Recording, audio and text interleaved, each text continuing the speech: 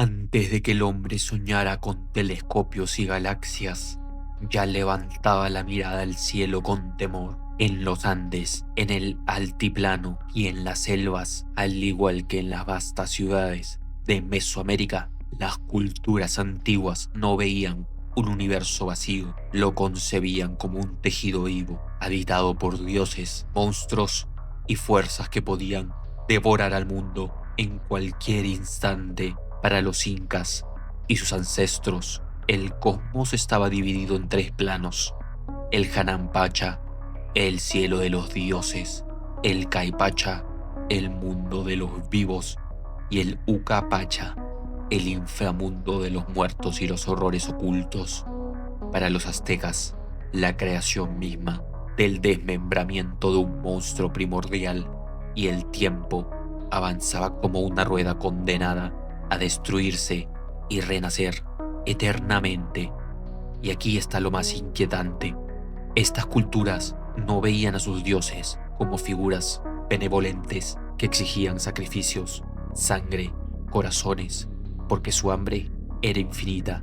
A diferencia de los dioses europeos que prometían salvación, los dioses prehispánicos recordaban que el universo era un lugar hostil, ajeno, indiferente a la vida humana. Hoy quiero invitarte a mirar estos mitos con una nueva perspectiva, no solo como los relatos antiguos, sino como fragmentos de un terror más antiguo, el terror que Lovecraft llamaría horror cósmico. Y si los incas, los aztecas y los pueblos que precedieron no estaban inventando símbolos, sino describiendo lo que vieron, lo que temieron y lo que aún duerme bajo nuestras tierras, prepárate, porque vamos a explorar el lado más oscuro de las culturas prehispánicas, sus dioses, sus monstruos y sus visiones del cosmos, como un lugar insondable de terror. Yo soy el tío Funky y hoy vamos a ver el horror cósmico de los dioses prehispánicos. Parte 1: el universo andino, un tejido de mundos. Para comprender el horror en las culturas prehispánicas, primero debemos entender cómo se veía el universo. Los pueblos andinos no lo imaginaban como algo vacío o infinito, sino como un tejido vivo, compuesto de varios planos conectados entre sí. Cada espacio del cosmos tenía un sentido, pero también escondía fuerzas que podían romper el equilibrio en cualquier momento. Dividían la existencia en tres mundos: el Hanampacha, el mundo de arriba, donde habitan los dioses celestiales, el sol, la luna y las estrellas; el Caipacha, nuestro mundo terrenal, donde vivimos los humanos, animales, espíritus y la naturaleza; el Ucapacha, el mundo de abajo, un lugar oscuro, misterioso, lleno de secretos y seres que podían traer desgracias. Lo interesante y lo inquietante es que estos planos no estaban aislados. Por cuevas, ríos, montañas y templos se abrían portales que unían los mundos. Eso significaba que lo que estaba allá abajo o allá arriba podía irrumpir de repente en la vida de los mortales. Aquí encontramos la primera conexión con el horror cósmico, la idea de que la humanidad nunca estuvo en control, que en cualquier momento, desde una montaña o una cueva, podía aparecer algo inexplicable, una entidad divina o monstruosa que transforma por completo la realidad. Pensemos en Viracocha, el dios creador, un ser que dio forma al mundo y a los hombres, pero que después desapareció, distante, sin preocuparse por sus criaturas. O en Supai, el señor del inframundo, una figura temida, vinculada tanto al caos como a la muerte. Y no olvidemos a los Apus, las montañas vivientes que observan al hombre desde su altura, otorgando protección o destruyendo con furia a quienes rompían el equilibrio. Ahora te pregunto, ¿cómo sería vivir en un mundo donde cada montaña podía ser un dios vigilante, donde cada cueva podía ser una puerta al inframundo y donde el destino humano dependía de fuerzas invisibles, caprichosas e incomprensibles. Esa era la realidad espiritual del mundo andino, un universo sagrado, pero también profundamente aterrador. Parte 2. Los dioses hambrientos de sangre. En las antiguas civilizaciones de América, la sangre no era un solo símbolo, era el combustible del universo. Tanto los incas como los aztecas creían que la vida de los hombres pertenecía, en última instancia, a dioses y fuerzas que habitaban más allá de la comprensión humana. Los sacrificios no eran vistos como actos de crueldad, sino como un pacto necesario con lo divino, una transacción cósmica para evitar que el mundo cayera en el caos. En el corazón de Tenochtitlan, los aztecas elevaban a sus víctimas hacia los cielos para honrar Huitzilopochtli, el sol guerrero, quien debía alimentarse constantemente de corazones humanos para mantener su eterna batalla contra la oscuridad. Si la sangre no corría, el universo mismo podía desmoronarse en tinieblas eternas, pero aún más aterradora era la figura de Tlaltechutli, la diosa monstruosa de tierra, descrita como un ser devorador y hambriento que exigía cuerpos como tributo. Su furia solo podía ser calmada con carne humana, un eco ancestral de aquellas entidades innombrables que en el horror cósmico devoran la existencia misma. En los Andes, el sacrificio también resonaba como una ofrenda inevitable. Los apus, espíritus colosales que habitaban en las montañas, reclamaban vidas para mantener el equilibrio. Los rituales de Capacocha entregaban a los niños más puros como emisarios al otro mundo. Sus cuerpos, sepultados en las cumbres nevadas, eran considerados guardianes entre el mundo de los hombres y el reino de los dioses. Estas prácticas, más que simple devoción, reflejaban una verdad inquietante. Los hombres eran apenas un recurso, presas que debían alimentar a lo inconmensurable, una visión que se conecta directamente con el horror cósmico, donde la humanidad no es dueña de su destino, sino un tributo en el banquete de fuerzas insondables. Parte 3. Monstruos y portales, los guardianes del otro lado.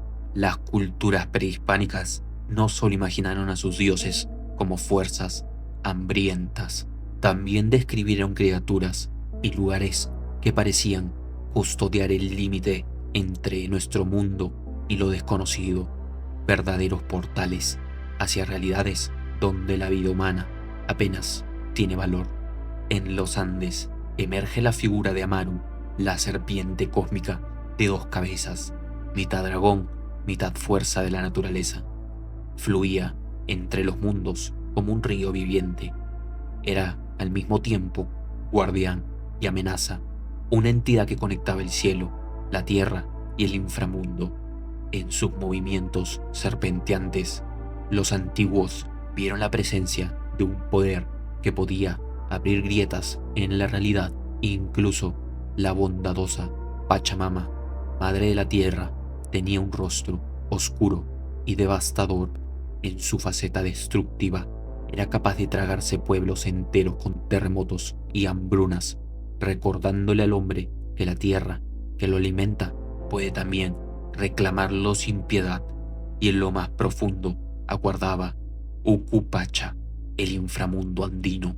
No era un lugar de descanso, sino un reino de horrores, habitado por espíritus deformes y fuerzas hostiles, donde los muertos vagaban sin rumbo, una dimensión paralela que parece eco de los mundos indiferentes y hostiles que el horror cósmico describe.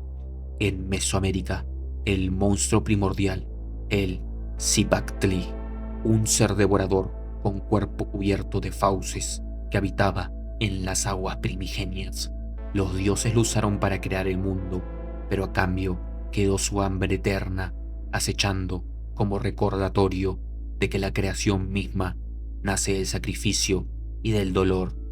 El camino a Mictlán, el inframundo azteca, era aún más brutal, un viaje de 9 niveles, repleto de pruebas imposibles y guardianes implacables que no buscaban justicia ni redención, sino desgastar y quebrar el alma de quien se atrevía a cruzarlo. Era un tránsito que revelaba la indiferencia absoluta del cosmos. No había gloria en la muerte, solo resistencia ante fuerzas inabarcables. Y aquí surge la inquietud. ¿Qué tal si estos relatos no eran simples metáforas? ¿Qué tal si los antiguos sabían de algo que hemos olvidado? Tal vez los portales hacia el más allá que describían no eran solo símbolos religiosos, sino advertencias de un universo plagado de monstruos, guardianes y realidades que no estamos destinados a comprender. Parte 4. El tiempo circular y la eternidad del terror. Si algo distinguía a las culturas prehispánicas, era su manera de concebir el tiempo. Para ellos, no era una línea recta, no avanzaba hacia un final absoluto, sino que era un ciclo eterno, un reloj cósmico condenado a repetirse una y otra vez. Los aztecas lo expresaron en su mito de los soles. Cada era del mundo estaba destinada a terminar en catástrofe, devorada por jaguares, consumida por el fuego, arrasada por huracanes, ahogada por inundaciones. Y cuando todo parecía perdido, el ciclo volvía a empezar.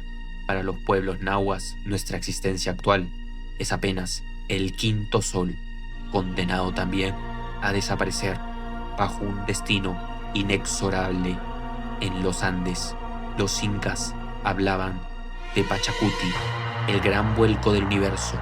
Era la idea de que tarde o temprano el orden del mundo se desmorona para dar paso a otro completamente nuevo. Ciudades e imperios, incluso montañas, podían ser borrados y renacidos en otro ciclo. Nada era eterno, salvo la certeza de que todo colapsa y vuelve a empezar.